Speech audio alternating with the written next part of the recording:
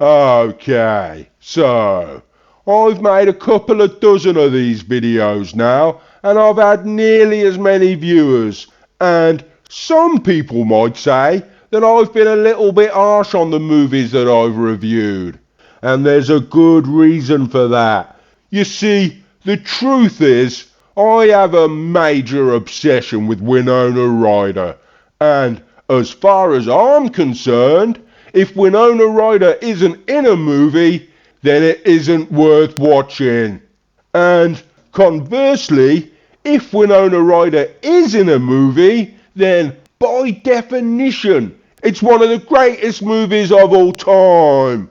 Now, I know that this thesis doesn't bear to stand any kind of scrutiny, but I tell you this because the film we're going to review this time is Alien Resurrection, which some might say is arguably the worst installment in the Alien series ever to be made. Some people might say that it's the most ill-judged misstep in the history of cinema, producing a laughable imitation of a once great franchise. In fact, some people might say that the entire tone of the movie, its themes and its plot, along with the ridiculous slimy turd that supplants the alien at the end of the movie, are all, in their entirety, such a pathetic and lamentable abortion of a movie that if Alien 3 didn't kill the franchise, then this movie certainly finally finished it off. But Winona Ryder is in this movie, so as far as I'm concerned, it's one of the greatest films of all time. Oh, I can't tell you how great this film is, how cute and boyish it is, and I like a cute girl with short hair. But I think Winona Ryder is pushing the androgyny a bit strong in this one. I mean, I like to be curious, not suspicious, if you know what I mean. I'll tell you what I mean. I'll get to the review in a minute.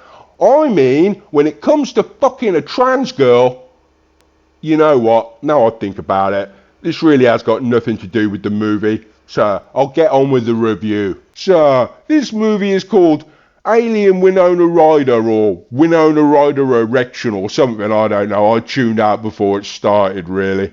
Anyway, it starts with these two guards, and they're exercising perfect trigger control, which is a good thing, because otherwise they'd blow each other's fucking heads off.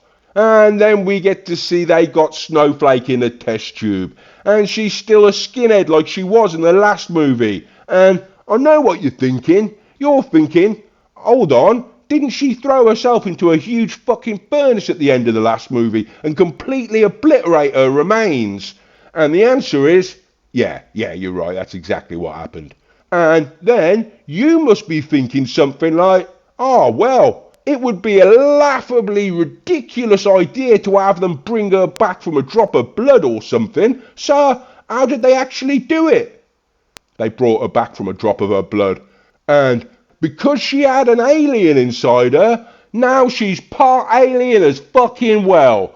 And you must be thinking, well, that's the shittest idea I've ever heard. They didn't go and do something fucking stupid like give her acid for blood or something, did they? Yeah, they did that as well, yeah. They gave her acid for blood.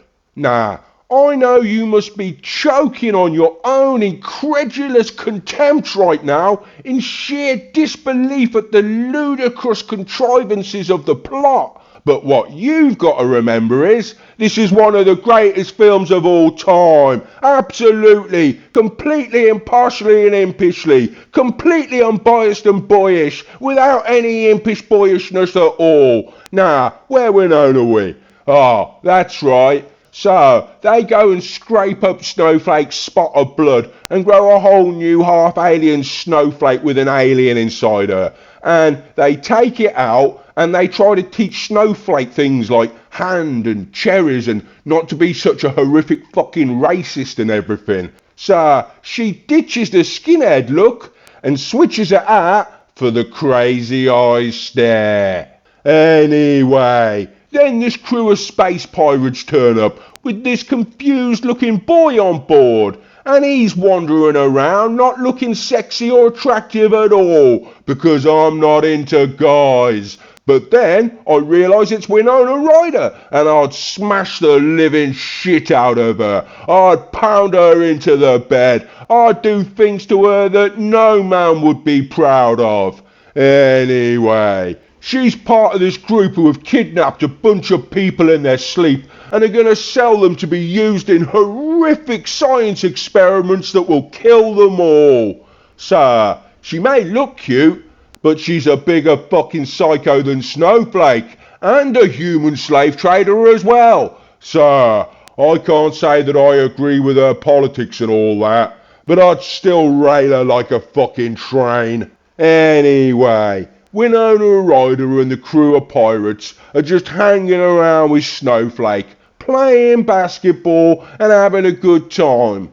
A lot better time than the people they kidnapped anyway, because they're all down in the basement getting aliens stuck to their faces and bursting out their chests and shit. I mean, it's like a real fucking P. Diddy party down there, and ain't no one coming back up. No one looking fucking human anyway. And there's these scientists, and they're doing something fucking dodgy, I tell ya. Something real fucking crooked. 'Cause they've only gone and got one of those alien things, and they've stuck them in a fucking peeping booth or something. Like getting their jollies jacking one off to these weird fucking monsters. And the aliens are like, fuck that shit. And they only go and chomp up their one buddy so they can break the fuck out and stop the pervy scientists from perving on them. And while this is going on, the cute young girl-boy thing only goes to have a look at Snowflake because they've got her kept in a dirty peep tube as well. And I know what you're thinking. They got the aliens in a peep show box, and they got Snowflake in a peep show box. What the fuck is going on here? What the fuck is all this about? But when I tell you, they only went and decided to pick a French director to film this movie, well, then suddenly all the creepy, weird ass shit starts to make a lot more sense now, doesn't it? And so Winona Ryder goes to see Snowflake, and Snowflake has a little chat with her. And yeah, I'd look at Winona Ryder just like that too, if she got within 4 foot of me. And Snowflake clearly feels the same, and I can't say that I blame her. So she goes and grabs Winona Ryder and starts getting real French with her, if you know what I mean.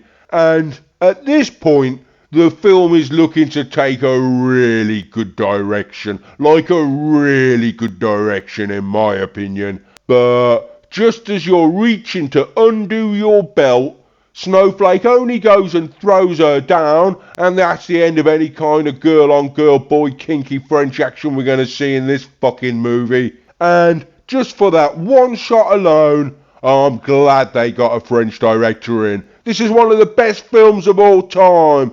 Oh, I don't care how much of a bitter disappointment people say this movie is. It's got Winona Ryder and Snowflake acting creepy as shit in a kinky futuristic peep show. What more could you fucking ask for from a movie? I mean, other than actual porn. Anyway, so the aliens have broke out and everything, and at this point, you'd think the film is going to start to follow the plot of every other alien movie they've ever fucking made. But oh boy, would you be wrong. Fuck, would you be wrong. And if you're thinking, but that's good though, they're not doing the same plot points, they're doing something different, that's good. Fuck, would you be wrong. Wait till you see it, that's all I'll say. And you'll be wishing they had stuck to the same tired plot points as the last 3 fucking movies. Because normally, by now, the aliens would be running around and killing all the extra crew members, and you'd be cheering along and laughing. But not this movie, no. The aliens are so shit they can barely kill anyone at all, which is really annoying. Because unlike every other alien movie, all of these characters are so badly drawn and poorly conceived that you actually end up hoping that they're all the next one to get killed.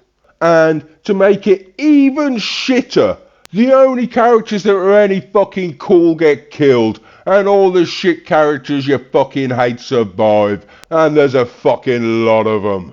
One of the best films of all time. But, strangely, for one of the best films ever, it's got some of the shittest scenes of all time. Like Snowflake finding a bunch of other half-cooked snowflakes in a jar, and basically, all the army bounce out and flee the ship in one of the most French fucking ways possible. All dressed up in sleeveless shirts and trying to make it like a fucking dance routine. So, they all get blown up and they fucking deserve it as well. And that leaves the bunch of pirates and Snowflake wandering around a spaceship full of fucking aliens. So, yeah, like I said, instead of like killing them all, then this film starts to go off in its own fucking weird direction. And we get to see all the things in this movie that we didn't see in any other Alien film so far. Like aliens swimming underwater. I mean, we never fucking wanted to see it, but we get to see it all the same. One of the greatest films of all time. And right after that, this movie makes one of the boldest decisions in any of the films in the Alien franchise so far. Because whoever made this decided that even though they'd got the rights to one of the scariest monsters in movie history, they're gonna ditch that idea and swap it out with a giant slimy fuck-faced turd. Because yeah, apparently a wet blobby mass of shit with a skull is supposed to be more scary than the demonic vision of H.R. Geiger's nightmares. Sure it is. It's not an embarrassing atrocity at all. Fuck me. I've seen better special effects on adverts for breakfast cereal. Anyway, that's the end of the review. I mean, that's the end of the film and the end of the fucking franchise right there. So what's the fucking point in carrying on with the review? Ah, sure, a bunch of other stuff happens in the film, but who really gives a fuck? We get all the things we ever wanted to see in an alien movie. Like a shiny turd crushing the Queen's head, and Snowflake fucking an alien. One of the greatest films of all time.